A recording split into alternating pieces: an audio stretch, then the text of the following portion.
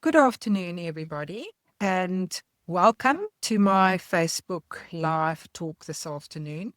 I'm Liezel Schultz. I'm a conveyancing attorney and a specialist property attorney with Goldman Schultz Attorneys in Durban.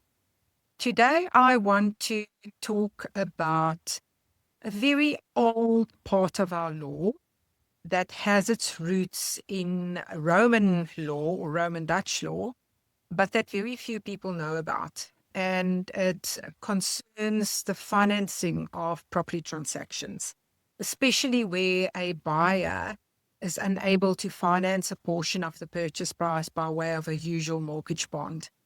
So that is the topic of my talk this afternoon.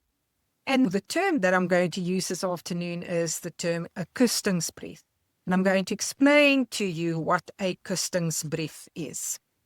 Let me just touch on what a usual transfer or a sale of a property looks like, in the sense that a buyer and seller agrees on a purchase price. A purchaser is able to secure the entire purchase price either in cash or by way of a mortgage bond, and the transfer is registered, the property changes hands, and the purchase price is paid over to the seller. So it all happens at the same time.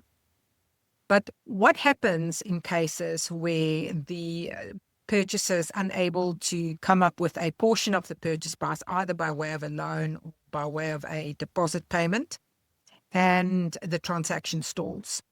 Now, usually there's a couple of ways in which a conveyancing attorney and the parties can deal with the matter. The first one is the parties can agree to delay the transfer for a sufficient amount of time for the purchaser to be able to pay the balance of the purchase price that is outstanding. So he can do that by way of monthly installments, or the parties can agree that the purchaser has 12 months to come up with the balance of the purchase price. And in a perfect world, the purchaser would then come up with the balance of the purchase price. It is paid into the attorney's trust account, and the process then proceeds. The property is transferred, and the money changes hands, and the purchase price is paid over to the seller. In that scenario, the seller will retain the property until such time as the full purchase price is secure or paid by the buyer. And the purchaser is not responsible for any of the expenses relating to the property in the form of rates. The seller continues to pay usually his mortgage bond on the property, and the whole transaction and performance takes place on date of transfer. In other words, property is transferred to the buyer and the money changes hands. So that's the first way of dealing with it. The second way of dealing with it is that the buyer and seller can agree, again, for the buyer to pay the balance of the purchase price in installments, but the seller might be in a hurry to receive the biggest portion of the purchase price and then pass this transfer to the buyer. So let's say, for example, the purchase price is 2 million rand. The purchaser is able to come up with 1.5 million by way of a mortgage bond or a cash payment. The seller is desperately in need of the 1.5 million, and the parties may then agree that the transfer is registered to the buyer upon payment of the 1.5 million to the seller.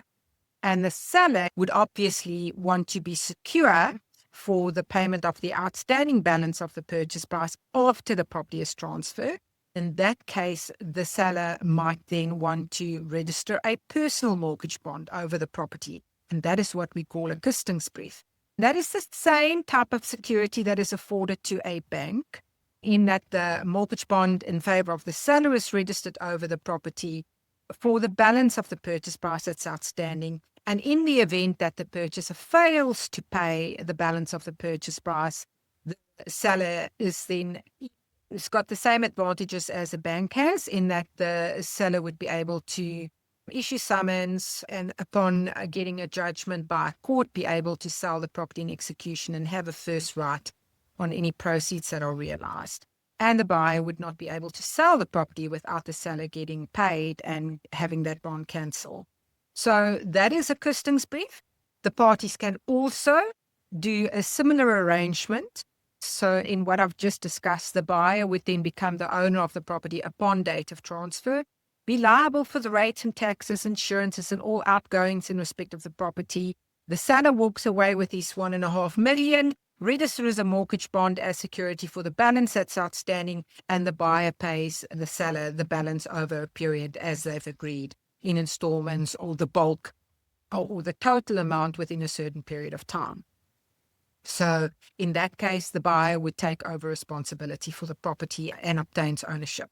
And the next solution would be for an installment sale agreement. And the difference between an installment sale agreement, and a lot of you might have heard installment sale agreements because it's something that has been part of our law as well for a very long time. And in terms of an installment sale agreement, the seller would retain ownership of the property and the buyer would pay the purchase price in installments directly to the seller. And once the purchase price is paid in full, mostly secure, the property can then be transferred to the buyer. In this case, the buyer would be unsecured, if you want to look at it that way, for the money that he's paying over to the seller, because the seller would retain ownership of the property. In a lot of those cases, the buyer would take occupation of the property, but wouldn't own the property. The property would remain owned by the seller, and the seller would also then get paid the purchase price by way of installments. So there's a certain element of risk to the buyers in that regard because they're paying money for a property that they don't yet own, versus the other explanation that I had where there's a certain amount of risk to the seller because the seller passes transfer to the buyer of the property and at risk for payment of the balance that's still outstanding. But those are the three ways of dealing with matters like this. And in a matter where the property is transferred to the buyer and there's a portion of the purchase price still unpaid, the best security that a seller can get is registering a Kustingsbrief over the property. People have a general misconception that mortgage bonds can only be registered in favor of the banks. That is not correct. A mortgage bond can be registered in favor of any private person, not just mortgage bonds in favor of banks. So me and you in our individual capacities are fully entitled and able to register mortgage bond security over the properties of other people or companies. So that is perfectly legal. And it is a good way, that's the best security that you can get for any unsecured loans to ensure that they are then in fact secure in that you have a lien over the property in the event that the purchaser doesn't pay or the person that owes the money or the debtor doesn't pay the debt. But yeah, that's the long and short of Kustingsbrief. And on this note as well, the National Credit Act, if you are allowing a purchaser to finance a portion of the purchase price by way of installments, whether that is in terms of a Kustingsbrief that are registered over the property or an installment sale agreement, you may very well be seen as a credit lender in terms of the National Credit Act. And if that is the case, you have to register as a credit lender, etc., etc. There is a lot of obligations in terms of the National Credit Act that credit lenders have to comply with.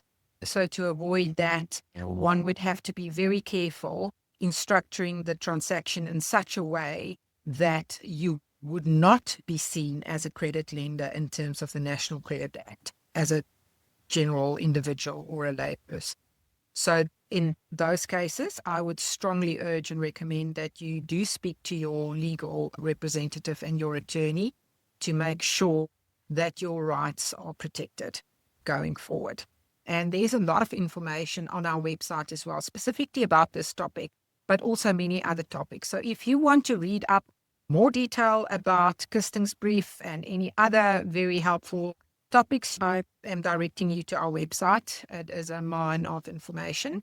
Our website is www.gslaw.co.za.